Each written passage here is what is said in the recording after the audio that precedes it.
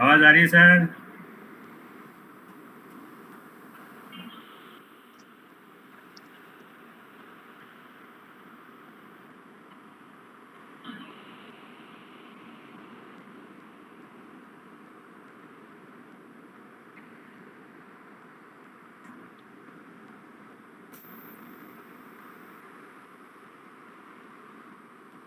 तो यहाँ पे वही चीज बता रहा है कि आसपास की चीजों का इंस्पेक्शन भी करना चाहिए, जिससे कि हमें और जानकारी मिल सके, जैसे कि ग्रीस कप, बेरिंग मशीन, इनसे अपने को कुछ जानकारी मिल सकती है कि भाई केयरफुली इसका मेंटेनेंस हुआ है कि नहीं। वो दीवार पे पेंट है वो किस तरह का है, आसपास में रखा हुआ वुड किस तरह का है।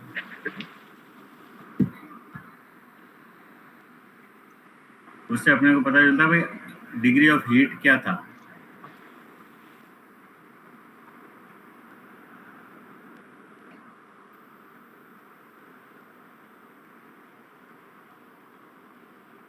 Water damage like contaminated rainwater damage in transit, sewerage water, inundation. Inundation पता है ना, कोई जगह जिसमें धीरे धीरे ऋषि रस के पानी भर गया, उसको इनंडेशन बोलते हैं। Sea water damage is also frequently served loss, मतलब ज़्यादा नुकसान आते हैं इसके। कॉमन इफेक्ट क्या है? जिंक सल्फेट, साल्ट, शुगर वगैरह ये डिजोल्व हो जाते हैं। ऐसे जो मटेरियल होते हैं पानी से डिजोल्व हो जाते हैं। कुछ में स्टेनिंग हो जाती है, कलर चेंज हो जाता है, मिसअलाइन कलर हो जाता है टेक्सटाइल के अंदर। सीमेंट, वीट फ्लोर वगैरह सॉलिड हो जाते हैं, सीमेंट जो है कंक्रीट बन जाती है। कपड़े जो है वो सुखड़ सकते हैं, कॉटन है तो ज़्यादा सुखड़ सकते हैं। कॉटन सीड, लिनसीड, चारकोल वगैरह ये आपस में गीले होने के बाद में हीट प्रोड्यूस करते हैं और उससे स्पॉन्टेनियस कंबशन भी हो सकता है।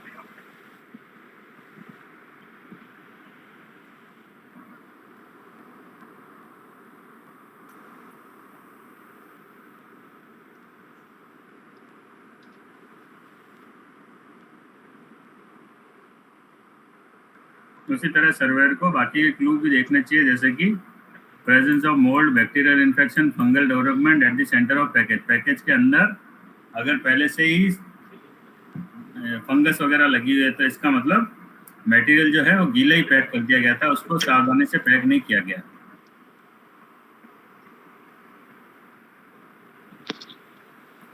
जहाँ पे लोकल वेटिंग हुई है वहाँ पे एक टेस्ट कराया जाता है क्लोराइड के लिए, जिससे पता चलता है कि भाई ये अपने लोकल पानी से गीला हुआ है कि बारिश के पानी से गीला हुआ है। क्योंकि बारिश के पानी का लगभग TDS 0 से 10 ही होता है और उसके अंदर कोई भी क्लोरीन होने का चांस नहीं होता है, क्योंकि वो ऊपर से गिरता है। अगर आप नल का पानी लोगे तो उसमें क्लोरीन होगा, तो क्लोराइड टेस्ट भी कराया जा सकता है। फिजिकल इंस्पेक्शन तो है ही, वो जैसा सर्वेयर को वहाँ पे बेस्ट लगे वैसा वो डिटरमाइन करके डेप्रिसिएशन और अप्लाई कर सकता है।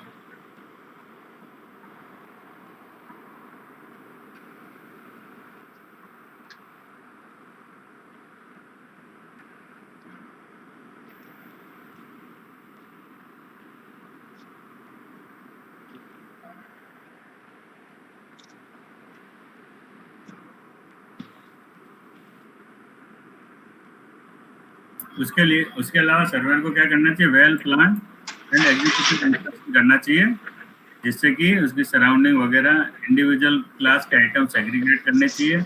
मिनट्स ऑफ मीटिंग बनाने चाहिए, मिनट्स ऑफ मीटिंग बना के उसकी एक रिकॉर्ड भी बुक बनानी चाहिए, जिससे कि सर्वे जो है वो एक्सेप्टेबल टाइम में हो जाए। अगर CA उसको लगाना है तो वो भी लगा ले। उसके अलावा सर्वेयर जो है धीरे धीरे जैसे जैसे वो काम करता है, सर्वेयर अपने फॉर्मेट, क्वेश्चनर, चेकलिस्ट वगैरह खुद बना लेता है, मेमोरी पर डिपेंड रखने के अलावा। उससे क्या होता है, उससे भी सर्वेयर को मदद मिलती है कि वो मेमोरी पर डिपेंड नहीं रहता है, अपनी चेकलिस्ट चेक करता है। हाँ भाई सारे डॉक्यूमेंट आ गए, सारी चीज़ें मैंने चेक कर ली, NCB 64 भी वगैरह सब चेक कर ली, इसका मतलब मेरी क्लेम फाइल पूरी। सरकारी की फाइलें बनाते हो तो चेकलिस्ट तुमको मिलती होगी। सेग्रीगेशन कैसे करते हैं वो आपको बता दिया, आधे टूटे हुए हैं वो अलग, टोटल लॉस अलग और सेफ अलग। नाम बड़ा है इसका, एक्चुअल सारांश यही है। मेन ऑब्जेक्टिव ऑफ सेग्रीगेशन, ये क्वेश्चन आपके आ सकता है, इस पर नजर मार के जाना। To eliminate from consideration article that are undamaged, जो सेफ आइटम है वो भी डैमेज में काउंटिंग ना हो जाए। बैलेंस आइटम कितने हैं और उनकी वैल्यू निकाली जा सके फटाफट, कि भाई 32 सेफ, 64 टोटल लॉस और इतने partial damage. To produce an inventory, उनकी इन्वेंट्री बन जाएगी जैसे मैंने अभी बताया, जिससे कि लॉस अपन देख सकेंगे। टोटल लॉस है एक पैकेट कितने का, भाई एक पैकेट 20 का है, टोटल लॉस में कितने गए कि 40 पैकेट टोटल लॉस हुए, तो 20 × 40 ये अमाउंट निकल गया, इसलिए सेग्रीगेशन किया जाता है। इसमें वो के वही है। इन केस ऑफ मशीनरी, क्योंकि मशीन फिक्स पोजीशन पे होती है, तो स्पेयर पार्ट टूल वगैरह अगर कुछ मूवेबल है तो उनको अलग करके ग्रुप करके किया जा सकता है। जैसे गियर एक साथ ले लिए, बेरिंग एक साथ ले लिए और फिर उनको गिन लिया। इन केस ऑफ स्टॉक के अंदर तो सिंपल है, अनडैमेज, पार्शियली डैमेज और फुली डैमेज। और एक स्क्रैप का बाद में एक लास्ट में बनाते हैं, पहले 3 बनाते हैं।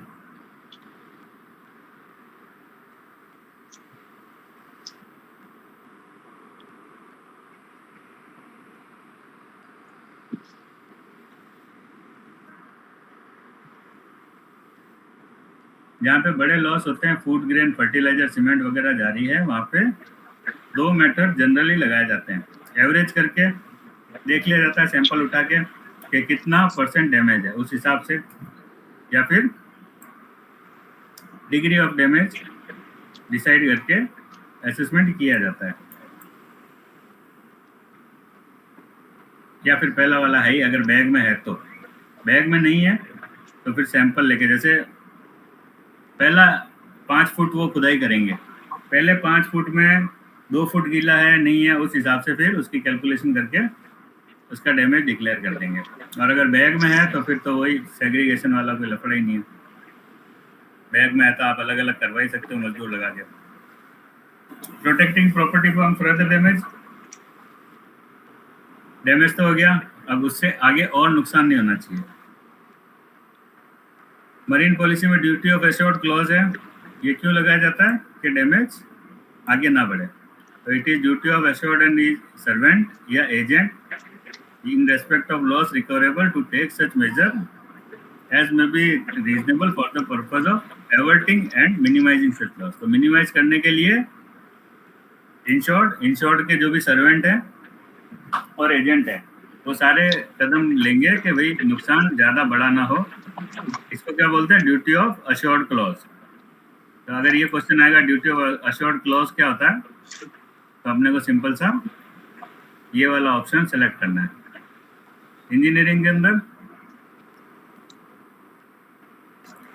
वहाँ पे इंजीनियर उसके पास सारे अवेलेबल होते हैं जो मशीन बना रहे हैं, तो अगर उसको टेम्परेरी कोई होल्ड करना है तो वो भी ड्यूटी ऑफ एश्योर्ड क्लॉज के अंदर आता है। मोटर पॉलिसी के अंदर आपको बताइए कंडीशन नंबर 4 कि आप अनअटेंडेड नहीं छोड़ोगे, है ना, ये वाला अनअटेंडेड विदाउट प्रॉपर प्रिकॉशन ये आप नहीं करोगे, तो ये भी ड्यूटी ऑफ एश्योर्ड में आता है। मरीन पॉलिसी के अंदर स्पेशली क्लॉज लगाया हुआ है, बाकी के अंदर क्लॉज नहीं है बट कंडीशन सब में है। फायर पॉलिसी के अंदर कंडीशन नंबर 6 है जो कि राइट टू एंट्री बोलती है, मतलब इंश्योरेंस कंपनी कभी भी आपकी प्रॉपर्टी का इंस्पेक्शन कर सकती है।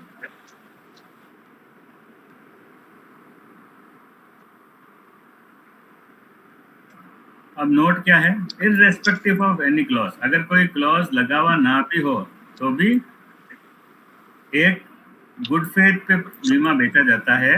एक उस गुड फेथ में से एक गुड फेथ क्या है, उसको इंश्योर्ड को कैसे एक्ट करना है, हमेशा लॉस जब भी आता है तो इंश्योर्ड को कैसे व्यवहार करना है, एज इफ अनइंश्योर्ड, जैसे कि उसका बीमा ना हो। अगर उसका बीमा नहीं होता तो वो क्या करता है, उस तरीके से उसको लॉस आने पे बिहेव करना है।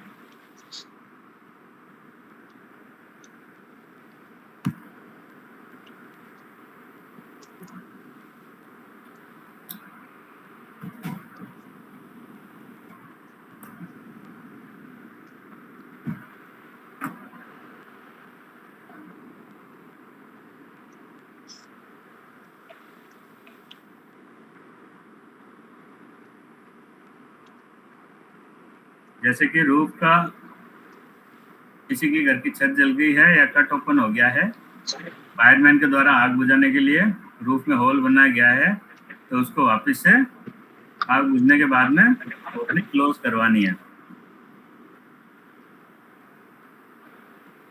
अगर कहीं पे पानी ज़्यादा गिर गया है तो उससे, अगर वुडन फ्लोर है तो वो फूल सकती है, तो पानी फटाक से वाइप आउट करना है।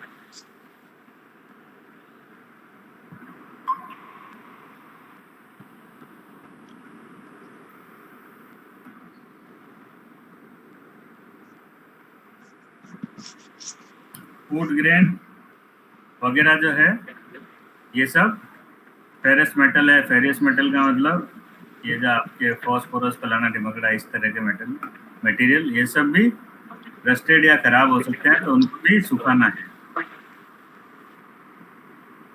टेक्सटाइल प्रोडक्ट है, ये भी खराब हो सकता है, अगर ज़्यादा समय तक गीले रहे तो इनको भी सुखाना है।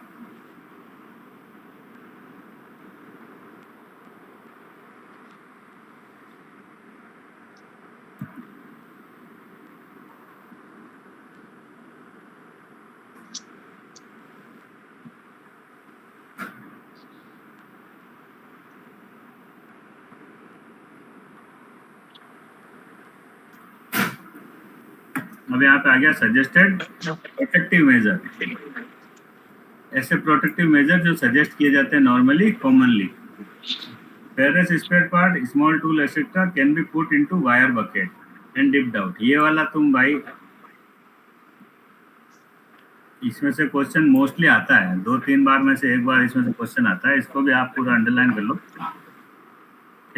स्पेयर पार्ट और स्मॉल टूल जो होते हैं उनका क्या करेंगे, वायर बकेट। बस ये इतना इतना ऐसे याद करके जाओगे ना तो एग्जाम निकल जाएगा। Ferrous spare part, small tool को कहाँ रखेंगे, वायर बकेट में। इलेक्ट्रिकल मोटर को क्या करेंगे, clean and dried by exposing them to high wattage lamp. ये हाई वाटेज लैंप वाला बहुत बार आता है और वायर बकेट वाला भी बहुत बार आता है।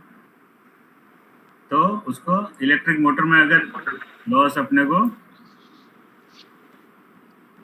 प्रोटेक्ट करना है तो उनको क्या करना है, अपने को हाई वाटेज लैंप के अंदर रखना है और इंसुलेशन वैल्यू मेजर करनी है। अगर इंसुलेशन की वैल्यू बहुत कम आ रही है तो उनको हीट अप करना है ओवन के अंदर।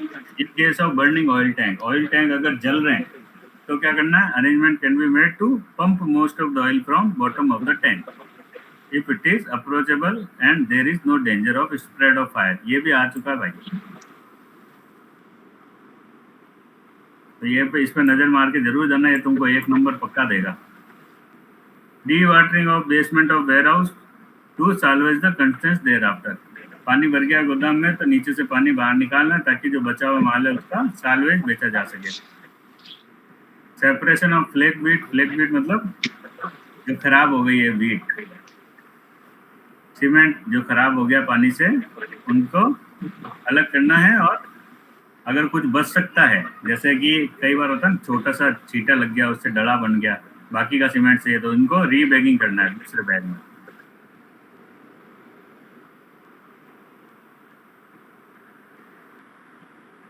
लॉस एनालिसिस में तो क्वांटिटिव है, इसमें तो कुछ किलोग्राम विलोग्राम ये खुद ही कर लोगे। ये वही टोटल लॉस है। टोटल लॉस में क्या होता है, वैल्यू इजिकल टू क्वांटिटी और रेट। क्वांटिटी और रेट इजिकल टू वैल्यू आ जाएगा। अगर पूरी वैल्यू जा रही है तो total loss, percentage depreciation into quantity लग रही है तो पार्शियल लॉस। ये तो कर ही लोगे आप, कर लोगे ना। Yes sir, yes sir. इसमें तो कोई बड़ी बात नहीं है यार, तो टोटल लॉस में डेप्रिसिएशन नहीं, ये परसेंटेज डेप्रिसिएशन क्वालिटेटिव नहीं लगाना है और यहाँ पे क्वांटिटी कंफर्म लगाना है टोटल लॉस के लिए।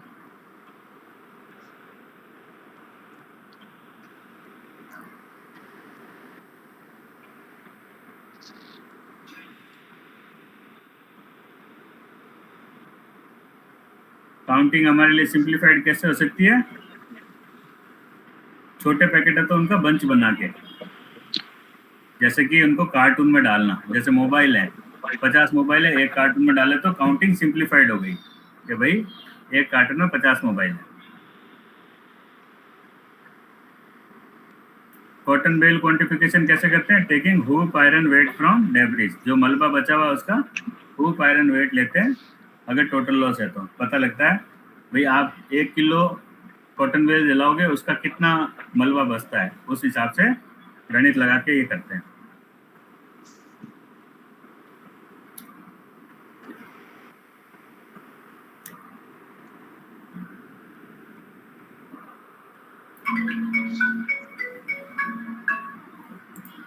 एक मिनट, कॉल आ गया।